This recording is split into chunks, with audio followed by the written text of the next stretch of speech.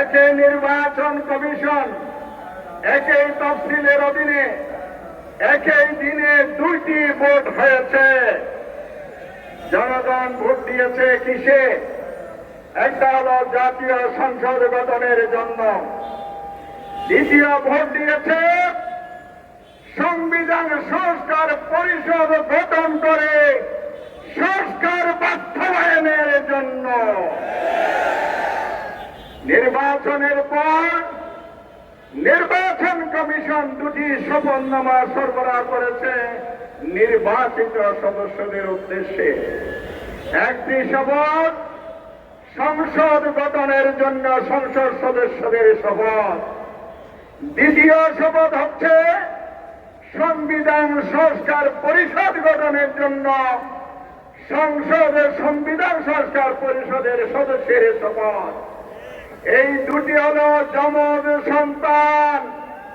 ভাইফোঁটার 12 ফেব্রুয়ারি 26-এর নির্বাচন, কিন্তু বিএনপি সুকৌশলে সংসদের শপথ নিয়েছেন, সাংবিধানিক পরিষদের শপথ নেন নাই।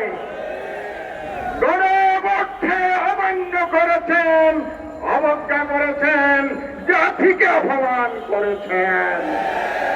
শুধু কি তাই, সংসদ অধিবেশন সংস্কার অধিবেশন শেষ দিনে বিরোধী দলের নেতা আমির জামাত ডাক্তার শফিকুর রহমান স্পিকারের দৃষ্টি আকর্ষণ করেছেন। আজকে শেষ দিন, কি করবেন বলুন? সমাধান দিতে পারে নাই, সময় কম। আমাদের বার্তা সুস্পষ্ট।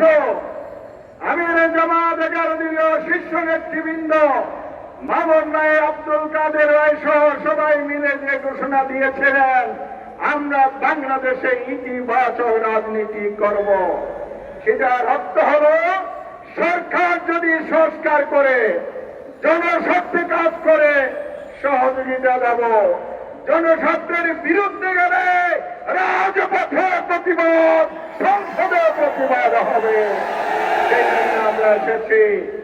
সংসদে যে অধ্যাদেশ উপস্থাপন করেছে, অন্তর্বর্তীকালীন যেই 133টি অধ্যাদেশ অনুমোদন দিয়েছিল, সেখান থেকে 20টি অধ্যাদেশ বাদ দিয়েছে। তার মানে সংসদের গুরুত্বপূর্ণ একটি অংশের খবর রচনা করেছে। এখন তাই তারা করছে সংস্কার না করে সংশোধনী বিল আনা। সংবিধান সংশোধন সংসদের মৌলিক কাজ, রুটিন কাজ। এটার জন্য জুলাই বিপ্লব হয় নাই, এটার জন্য গণভোট হয় নাই। তাই অবিলম্বে সংস্কারকে এড়িয়ে গিয়ে আবার ফ্যাসিবাদ যদি কায়েম করতে চান, ইতিহাস থেকে সবাক নেন, সেই পরিণতি আপনাদেরকে ভোগ করতে হবে। আমরা সবাই মিলে রাজপথে থাকবো, যতক্ষণ দাবি আদায় না হবে, সংস্কার সম্পন্ন পরিপূর্ণভাবে না হবে, ততক্ষণ পর্যন্ত আমরা রাজপথ ছাড়বে না।